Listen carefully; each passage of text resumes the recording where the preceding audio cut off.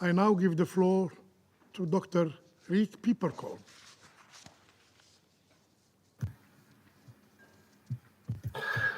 Thank you, Mr. President, Excellencies. So my name is Dr. Rick Peeperkorn. I'm the WHO representative for the Occupied Palestinian Territory. I do visit Gaza very regularly, every two and a half months. I stay between 2 and 4 weeks, and have been participating on multiple of these WHO-led missions to all hospitals all over Gaza, and some of them which we will focus on today. So first of all, thank you for this opportunity to review on the health situation in Gaza. 2025 begins on a somber and deeply worrying note, as fighting continues to intensify and hope dwindles for Gazans who have been enduring this nightmare for 14 months.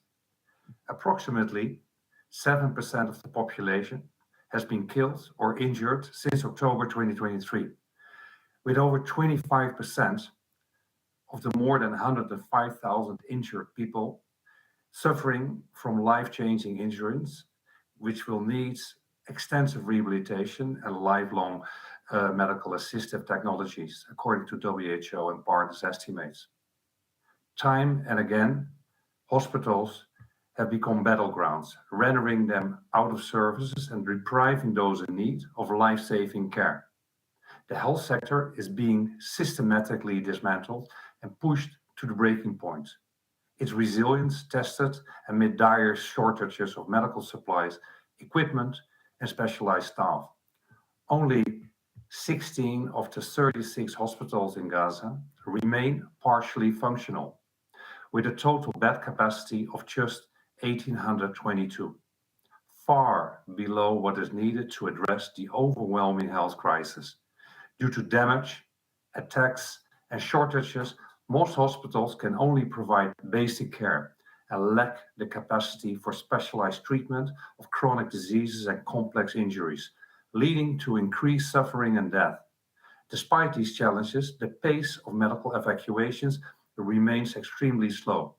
Since October 2023, only 5,383 patients have been evacuated abroad for medical treatment, with support from WHO and its partners.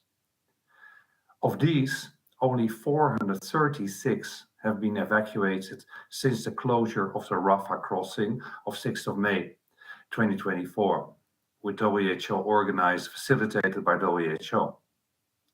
Over 12,000 people still require medical evacuation, and at the current rate, it would take 5 to 10 years to evacuate all these critical ill patients, including thousands of children. Despite this challenging environment, WHO and partners are doing all they can to keep hospitals and health services operational. However, our ability to move aid is severely compromised. The entry of supplies into and across Gaza remains extremely slow due to restrictions, delays in the clearance of supplies entering the Strip, and obstacles to our missions within Gaza. In 2024 alone, only 111 out of 279, so that's only 40% of WHO missions were facilitated, directly impacting our ability to safely and promptly resupply hospitals, transfer critical patients, and deploy emergency medical teams. Since October 2023, almost every week, WHO has repeatedly issued urgent calls to protect health workers and hospitals as per international humanitarian law, yet these calls remain unheard. Attacks on hospitals persist. To date, WHO has verified 654 attacks on healthcare facilities in Gaza, resulting in 886 fatalities and 1,349 injuries. In North Gaza, which has been under siege for approximately 90 days, the health and humanitarian situation continues to deteriorate. Only Awda Hospital remains minimal functional, and there are no primary healthcare facilities available in the area. The lack of healthcare poses a severe threat to the lives of thousands of Palestinians still in the area. Kamal Adwan Hospital, the main hospital in North Gaza, was put out of services following a raid last week and relentless attacks since October this year. WHO was was constantly hindered in accessing the hospital during this period, with only 10 out of 21 missions partially facilitated. On 27 December, the hospital was emptied. A majority of the patients were forced to a nearby location, while critical patients were transferred to the non-functional Indonesian hospital, which lacks the necessary equipment and supplies to provide adequate care. WHO remains deeply concerned about Dr. Hussam Abu Safiya, the director of Kamal Adwan Hospital, who was detained during the raid. We've lost contact with him since and call for his immediate release. Reports indicate that key areas of the hospital were burned and severely damaged during the raid, including the laboratory, surgical unit, engineering and maintenance department, operation theater, and a medical store. WHO and partners' efforts over the last months to sustain the hospital's operations have been undone. We call for urgent access to the hospital to assess the damage and determine if it can be restored. We also urge for facilitation to transfer the medical equipment from Kamal Adwan to Awda and other hospitals in Gaza City. At Indonesian hospital, the situation continues to deteriorate. Although the hospital is out of service, 7 patients, 9 caregivers, and 6 health workers remain there.